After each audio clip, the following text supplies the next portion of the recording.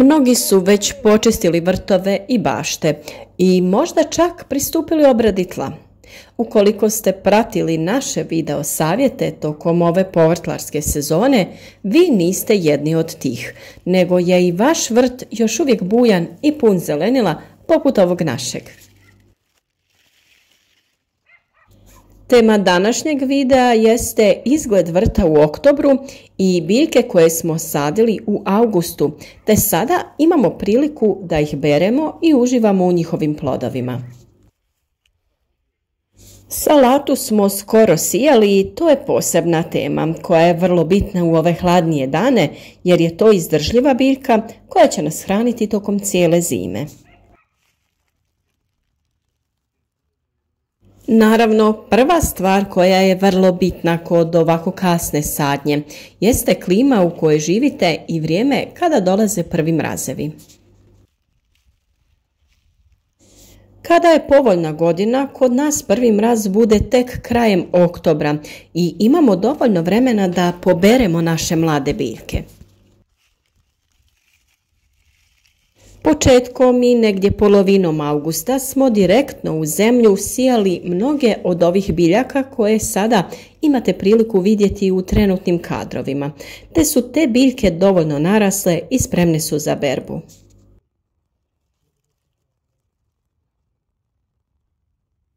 Blitva koju smo sijali bujna je i beremo je već skoro mjesec dana, a ova koju smo sijali skoro krajem augusta će biti za berbu za nekih 7 dana. Tu je naravno i špinat koji volimo brati dok je još mlad i ima sitnije listove.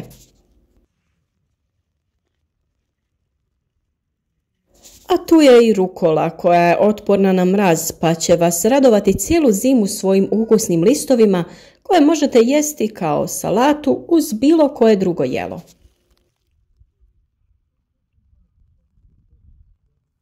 Iz zemlje sada vadimo ciklu, repu, rodakvu, sve biljke koje smo sijali početkom augusta. Ja vjerujem da su ove godine bili dosta povoljni uslovi jer je august bio i dosta kišan, a ono što je posebno bitno i čemu se uvijek vraćamo u našim videima jeste malčiranje. Sve naše biljke su bile zaštićene od previsokih temperatura, tako da je i vlaga u zemlji bila dovoljna za njihov odličan razvoj. Paradajz smo sklonili, ali paprika se još ne da. Imamo i za konzumaciju u salatama i još uvijek imamo i rog paprika koje koristimo za pripremu zimnice. Feferonke još uvijek daju plodove, pa iako smo pripremili dovoljno onih u teglama, još uvijek imamo i u svježem obliku. U našem vrtu može se pronaći i nešto bamije i boranije koja je još uvijek dobra za berbu. Ukoliko za sebe uzgajate biljke i želite da uživate u zdravoj hrani i plodovima svoga rada, tada će, vjerujem, video savjeti na našem kanalu biti vam od velike koristi. Pripremite se tako za narednu godinu i zapratite naš kanal kako bi možda saznali nešto novo.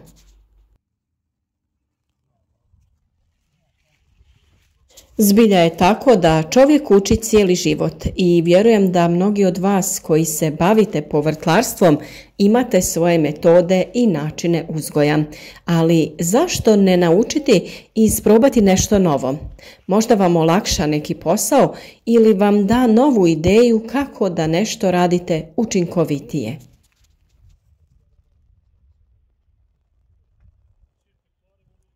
Kada se krene sa vađenjem ovih biljaka iz zemlje, vrijeme je za laganu obradu tla i sijanje i sadnju zimskih kultura.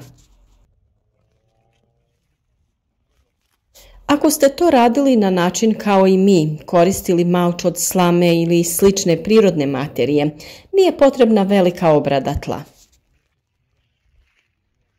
Jednostavno, samo lagano uklonite malč sa gredice, eventualno dodajte stajsko gnojivo, humus ili glistenjak, površinski prekopajte tlo i krenite sa sjetvom ili sadnjom.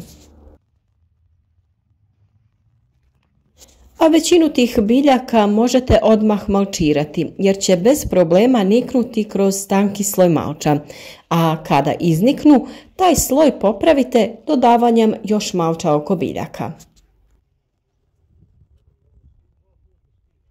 Sada je i vrijeme za vađenje kikirikija koji također uzgajamo, a o svom ovom povrću imate video savjete što se tiče uzgoja već objavljene na našem kanalu.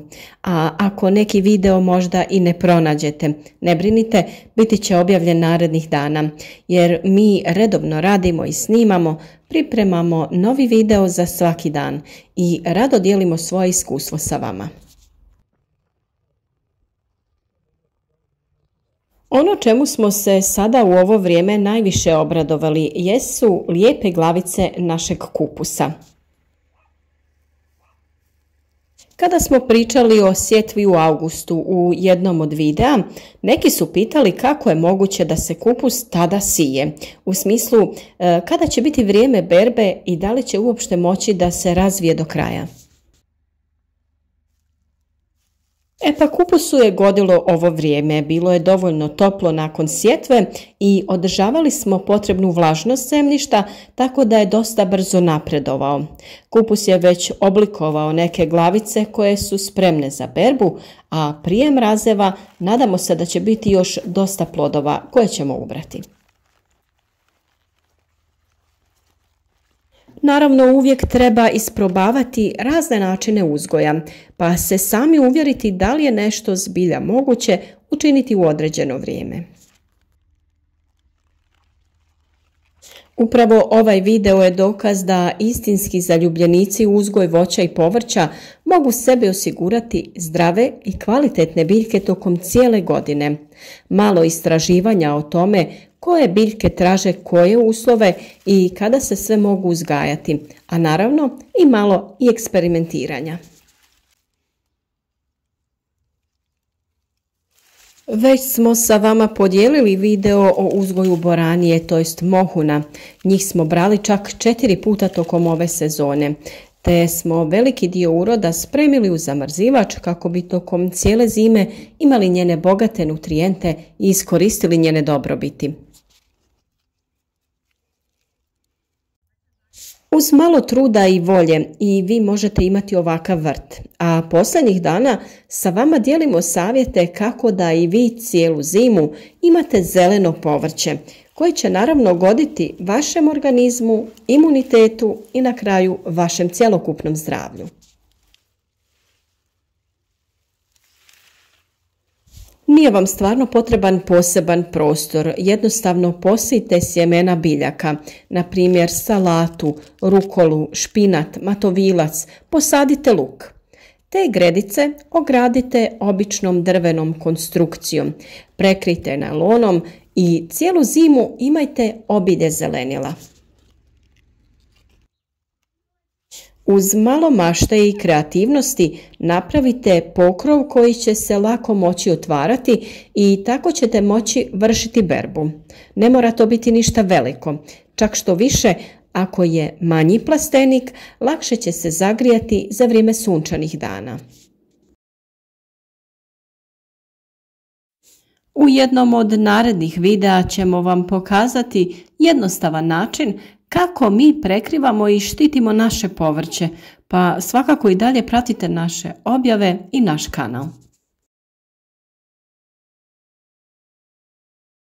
Uvijek ima neka nova tema i nešto novo što želimo sa vama da podijelimo, tako da ćemo i u narednom periodu da se družimo i razmjenjujemo iskustva vezana za uzgoj voća i povrća.